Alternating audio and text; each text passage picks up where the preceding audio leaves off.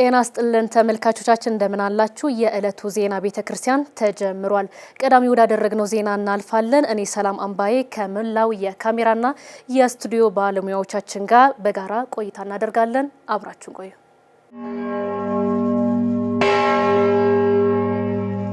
ብፁዕ ወቅዱስ አቡነ ማትያስ ቀዳማዊ ፓትርያርክ ርዕሰ ሊቃነ ጳጳሳት ዘኢትዮጵያ ሊቀ ጳጳስ ዘአክሱም ወእጨጌ ዘመንበረ ተክለ ሃይማኖት በኢትዮጵያ አዲሱ የተሾሙትን የጣሊያን አምባሳደር ሴም ፋብሪሲ በጽህፈት ቤታቸው ተቀብለው አነጋገሩ።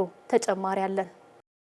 መጋቢት 1 ቀን 2018 ዓመተ ምህረት የኢትዮጵያ ኦርቶዶክስ ተዋሕዶ ቤተክርስቲያን ፓትርያርክ ብፁዕ ወቅዱስ አቡነ ማትያስ ቀዳማዊ ፓትርያርክ ርዕሰ ሊቃነ ጳጳሳት ዘኢትዮጵያ ሊቀ ጳጳስ ዘአክሱም ወእጨጌ ዘመንበረ ተክለ ሃይማኖት በኢትዮጵያ አዲሱ የጣሊያን አምባሳደር ሴም ፋብሪሲ በጽህፈት ቤታቸው ተቀብለው አነጋገሩ።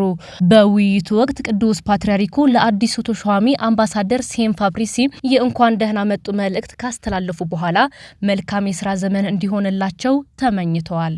ብፁዕ ወቅዱስ ፓትርያርኩ የኢትዮጵያ ኦርቶዶክስ ተዋሕዶ ቤተክርስቲያን ጥንታዊትና ታሪካዊት መሆኗን ጠቅሰው ከጣሊያን ጋር ያሏት ታሪካዊ ግንኙነቶች ይበልጥ ተጠናክረው እንደሚቀጥሉ ገልጸዋል። ቅዱስነታቸው በውይይቱ ወቅት ባስተላለፉት ጥልቅ የሰላምና የሰብአዊነት መልእክት ዓለማችን ማንኛውም ፍጡር የሃይማኖት ልዩነት ሳይኖርበት በእኩልነት በመከባበርና በሰብአዊነት አስተሳሰብ ሊኖሩባት የተሰጠች መሆኗን ገልጸዋል።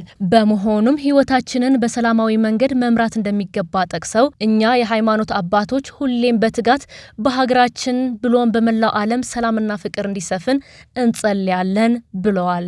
አምባሳደር ሴም ፋብሪሲ ከቆይታቸው በኋላ ለብዙሃን መገናኛ ድርጅት ኢኦቲሲ ቲቪ ጋዜጠኞች በሰጡት መግለጫ ከቅዱስነታቸው ጋር ከዚህ ቀደም በተለያዩ አጋጣሚዎች ብንገናኝም የዛሬ ጉብኝቴ ግን እሳቸው ዘንድ ቀርቤ በመነጋገሬ ልዩ ነበር። ፓትርያርኩ ለውጥ ማምጣት የሚችሉ ትልቅ መሪ ከመሆናቸው በላይ ለጣሊያን ያላቸው ቀርቤታና አሳቢነታቸው እጅግ የሚደንቅ ነው ብለዋል። ከቅዱስነታቸው ጋር ለመገናኘት እድሉን አግኝቼ ነበር። ከዚህ ቀደም በሁለት ይፋዊ አጋጣሚዎች ተገናኝተናል። ባለፈው ሳምንት በመንበረ ጸባዖት ቅድስት ሥላሴ ካቴድራል የተከበረው የ13ኛው የቅዱስ ፓትርያርክ በዓለ ሲመት መታሰቢያ ላይም ተገናኝተናል። ዛሬ ግን ከቅዱስነታቸው ዘንድ ቀርቤ በመጎብኘቴና እሳቸውም ተቀብለው በማነጋገራቸው ልዩ አጋጣሚ ነበር። እኔም በጣም ተደስቻለሁ። ቅዱስነታቸው በጣም አሳቢና ከጣሊያን ኤምባሲ ከኔም ከአምባሳደሩ ጋር ጥሩ ግንኙነት አላቸው።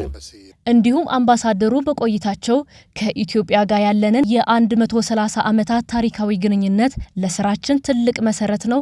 አሁን ላይ ትኩረታችን ወደፊት መመልከት ሲሆን በቀጣይ 4 ዓመታትም ከቅዱስነታቸው ጋር በሚደረግልኝ እገዛና ወዳጅነት ተልእኮዬን በስኬት እንደምወጣ ሙሉ እምነት አለኝ ብለዋል። Yes, we have a very strong relation and this year is 130 years.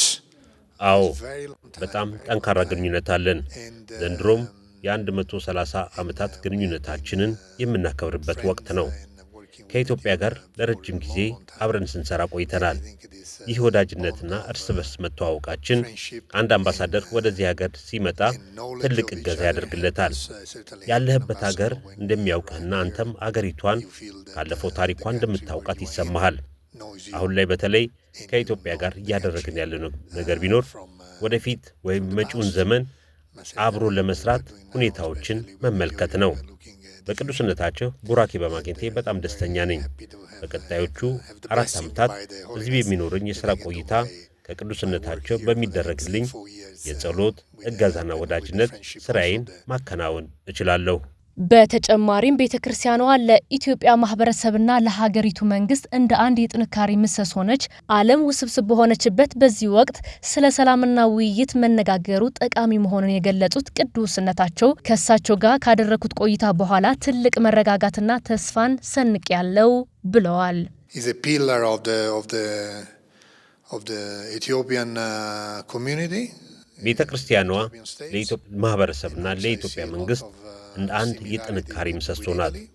ከጣሊያን ጋር ብዙ ተመሳሳይነቶችን እመለከታለሁ።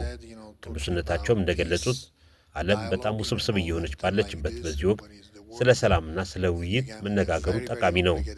የቤተ ክርስቲያኗና የመሪዎቿ ድምፅ በኢትዮጵያም ሆነ በጣሊያን እንዲሁም በመላው ዓለም ሁልጊዜ አስፈላጊ ይመስለኛል። በዚህ ረገድ ትናንት ከቅዱስነታቸው ጋር ካደረኩት ስብሰባ በኋላ ትልቅ ደስታና መረጋጋት የተሰማኝ ሲሆን ለቀጣይ ለምንሰራቸው የበለጠ ተስፋና አዎንታዊ ስሜት ሰንቄያለሁ። አምባሳደሩ በመጨረሻ መልእክታቸው በኢትዮጵያ በመመደባቸው የተሰማቸውን ደስታ ገልጸው ከዚህ ቀደም በሰርቢያ የነበራቸውን የሥራ ተሞክሮና ከቤተ ክርስቲያን መሪዎች ጋር ያላቸውን ቀረቤታ እንደሚከተለው ይገልጻሉ። በመጨረሻም ማስተላለፍ የምፈልገው መልእክት ቢኖር የሥራ ዘመኔን በመጀመርበት በዚህ ወቅት በኢትዮጵያ በመገኘቴ ልዩ ደስታ ይሰማኛል። ከቤተ ክርስቲያንና ከመሪዎቿ ጋር የሚደረግ ውይይት ምንጊዜም አስፈላጊ እንደሆነ አምናለሁ። ለቅዱስነታቸውም እንደነገርኳቸው በኦርቶዶክስ እምነት ተከታይ ሀገር ውስጥ ስመደብ ይህ ለሁለተኛ ጊዜ ነው። ከዚህ ቀደም የሰርቢያ ኦርቶዶክስ ቤተ ክርስቲያን ባለችበት ሰርቢያ ውስጥ አገልግያለሁ። አሁን ደግሞ በኢትዮጵያ ኦርቶዶክስ ተዋሕዶ ቤተ ክርስቲያን በምትገኝበት በኢትዮጵያ ውስጥ ለማገልገል መጥቻለሁ። ከቅዱስ ፓትርያርኩ ጋር የሚደረግ ውይይት የሕዝቡን ስሜትና ፍላጎት ለመረዳት ምንጊዜም ጠቃሚ እንደሆነ አስባለሁ። ከዚህ ስብሰባ በኋላም ወደፊት ከቅዱስነታቸው ጋር ብዙ ሌሎች ግንኙነቶች ይኖሩናል የሚል ተስፋ አለኝ። በኢሉባቡር ሀገረ ስብከት 113 ዓመት ዕድሜ ያላት የያዩ መዝገበ ምሕረት ቅድስት ማርያም ቤተክርስቲያን ህንፃ ለመገንባት ምዕመናን በጎ አድራጊዎች ለግንባታው ድጋፍ እንዲያደርጉ ተጠየቀ። መምህር የኔነህ ታፈሰ በኢትዮጵያ ኦርቶዶክስ ተዋሕዶ ቤተክርስቲያን የያዩ መዝገበ ምሕረት ቅድስት ማርያም ቤተክርስቲያን 1905 ዓ.ም የተመሰረተች በ113 ዓመታትን ያስቆጠረች ጥንታዊና ታሪካዊ ደብር ናት። በአሁኑ ሰዓት ይቺ ጥንታዊት ደብር ከዕድሜ ብዛት የተነሳ ቤተ ክርስቲያኗ ብዙ የተጎዱና ለአገልግሎት የማይመቹ በመሆኑ ሕንፃ ቤተ ክርስቲያን ለመስራት በብፁዕ አባታችን አቡነ እስጣቴዎስ ዶክተር የኢሉባቡርና ምዕራብ ወለጋ አህጉረ ስብከት ሊቀ ጳጳስ የቅዱስ ሲኖዶስ አባል የመቱ ፈለገ ሕይወት መንፈሳዊ ኮሌጅ የበላይ ኃላፊ መሠረት ድንጋይ የተቀመጠ ሲሆን ሥራውን ለመጀመር የዘገየ ስለሆነ ሕንፃ ቤተ ክርስቲያኑን ለመስራት ዝግጅት ተጠናቆ ወደ ግንባታ ለመግባት መታሰቡ ተገልጿል። ደብሩ ባዘጋጀው ጉባኤ አካባቢ ተወላጆች በተለያዩ ቦታ የሚኖሩ እንዲሁም በሀገር ውስጥና ከሀገር ውጭ ያሉ የእመቤታችን ወዳጆች የኢትዮጵያ ኦርቶዶክስ ተዋሕዶ ቤተ ክርስቲያን አማኞች እንዲረዱን በማለት የወረዳው ቤተ ክህነትና የደብሩ አስተዳዳሪ መጋቢ ሃይማኖት ቀሲስ ልጅ ዓለም ጌታቸው እንዲሁም የሕንፃ አሰሪ ኮሚቴዎች በተከፈተውና በተቀመጠው የባንክ ሂሳብ እንድትረዱን በማለት ጥሪያቸውን ያቀርባሉ። ባለን አቅማችን በጋራ ሆነን ተረባርበን ቤተ ክርስቲያን ሰርተን ለመጨረስ ፈጣሪ በረዳና ባግዘን እናንተም ከአገር ውጭም ከአገር ውስጥም የሆኑት እንደያቅማችሁ በሐሳባችሁ በጉልበታችሁ በዚህ በአካውንት በዚህ በሕንፃ በያዩ መዝገበ ምሕረት ቅድስት ማርያም ቤተክርስቲያን ሕንፃ ማሰሪያ ተብሎ በተከፈተው አካውንት በብርም በሐሳብም በተለያዩ እንድታግዙ በእግዚአብሔር ስምና በእመቤታችን በቅድስት ድንግል ማርያም በወላዲተ አምላክ እንለምናችኋለን። የያዩ መዝገበ ምሕረት ማርያም ቤተክርስቲያን ሕንፃ ከተገነባ ረጅም ጊዜ ያስቆጠረ ነው። ይሄ ረጅም ጊዜ ያስቆጠረ የማርያም ቤተክርስቲያን ከማርጀቱ የተነሳ ለመገልገል እና ለማገልገል አሳሳቢ ደረጃ ላይ ደርሶ ስላለ ይሄን ቤተክርስቲያን ለማደስ ይሄ በጋራ የቤተክርስቲያኑ የሰበካ ጉባኤና ሕንፃ ኮሚቴ በጋራ በመሆን ቤተክርስቲያኑን ለማደስ በእንቅስቃሴ ላይ ነው።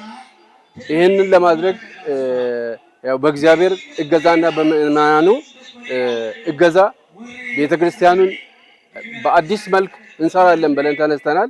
ይህን ለማድረግ ደግሞ እንደ አቅማችን እንቅስቃሴ እያደረግን ያለን ቢሆንም በዚህ አሁን በተጀመረው እንቅስቃሴ ብቻ ተሰርቶ የሚጠናቀቅ ስላይደለ በየቦታው የሚገኝ የማርያም ቤተክርስቲያን ወዳጅ እና አገልጋይ በያለበት ቦታ ለቤተክርስቲያኑ ግንባታ ለቤተክርስቲያኑ ሕንፃ ግንባታ የሚያገለግል እገዛ አቅሙ የቻለውን እንዲያደርግልን በእናታችን ስም ጥሪያችንን እናቀርባለን። በመላው ዓለም ያሉትን የሕዝበ ክርስቲያኑን በመተማመን የጀመርነውን ይህንን ቤተክርስቲያን እንግዲህ ሕዝቡ ከኛ ጋር ይሆናል ብለን እናምናለን። ምክንያቱም እመቤታችን ቅድስት ድንግል ማርያም ጌታችን መድኃኒታችን ኢየሱስ ክርስቶስ ቃል ሲገባላት በአንቺ ስም ቤተክርስቲያንን ለሚሰራ ሁሉ እኔ በሰማይ ላይ ቤት እሰራላችኋለሁ አዘጋጅላችኋለሁ ብሎ ቃል ገብቶላታልና ታዲያ ሁላችሁም በዚህች ቤተክርስቲያን እጃችሁን አሻራችሁን የምታኖሩ በሀብታችሁ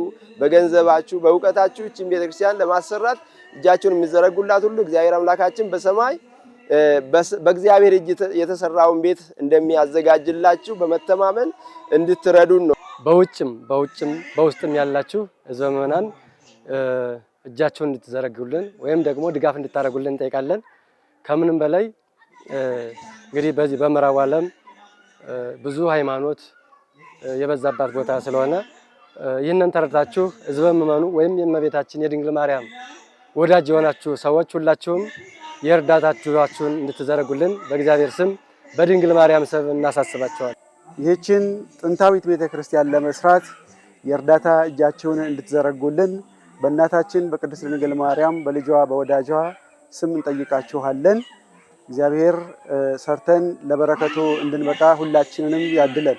በኢሉባቦር ክፍለ ሀገር በያዮ ወረዳ በያዮ 01 ቀበሌ በሚሰራው የያዮ መዝገበ ምሕረት ቅድስት ማርያም የህንጻ አሰሪ ኮሚቴ የዚህን ቤተክርስቲያንን ለመስራት ዝግጁ ላይ ስላለ ማንኛውም የኦርቶዶክስ ተዋሕዶ ክርስቲያን እና እንዲሁም ሌሎች ግብረሰናይ ድርጅት ለዚህ ህንጻ ማሰራ የሚሆን እጁን እንዲዘረጋለን በዚህ በህንጻ ኮሚቴ አሰሪ ስም ጥሪያችንን እናቀርባለን። በመጨረሻም ለ3 ተከታታይ ቀናት ከየካቲት 7 እስከ 9 2018 ዓ.ም የነበረው መንፈሳዊ ጉባኤ በተጋባዥ መምህራንና ዘማሪያን ለአካባቢው ማህበረሰብ ወይንም ለአካባቢው ምዕመናን በተሰጠው ትምህርተ ወንጌል ዝማሬ ከፍተኛ መነቃቃት ያመጣና ደስታ የታየበት ሆኖ በሰላም ተጠናቋል።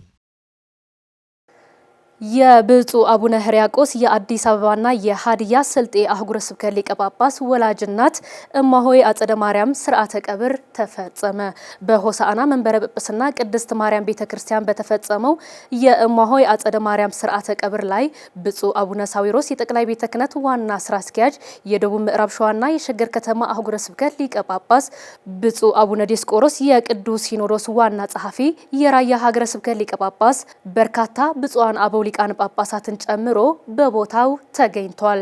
ብፁዕ አቡነ ሕርያቆስ የአዲስ አበባና ሀዲያ ስልጤ አህጉረ ስብከት ሊቀ ጳጳስ በቀብር ስነ ስርዓቱ ላይ የተገኙትን ብፁዓን አበው ሊቃነ ጳጳሳትን ጨምሮ ሊቃውንተ ቤተ ክርስቲያንና ሁሉንም አካላት አመስግነዋል። በሆሳዕና መንበረ ጵጵስና ቅድስት ማርያም ቤተ ክርስቲያን መጋቢት 2 ቀን 2018 ዓ.ም ስርዓተ ቀብራቸው የተፈጸመላቸው የብፁዕ አቡነ ሕርያቆስ ወላጅናት እማሆይ አጸደ ማርያም ከአባታቸው ከአቶ መንገሻ ጋሻው በዛ ከእናታቸው ከወይዘሮ እጥፎወርቅ ፈጅር ጥር 21 ቀን 1928 ዓ.ም ተወለዱ። ባደረባቸው ህመም በተለያዩ ሆስፒታሎች በሕክምና ሲረዱ ቆይተው የካቲት 29 ቀን 2018 ዓ.ም በተወለዱ በ90 ዓመታቸው ከዚህ ዓለም ድካም ማረፋቸውን የህይወት ታሪካቸው ያስረዳል።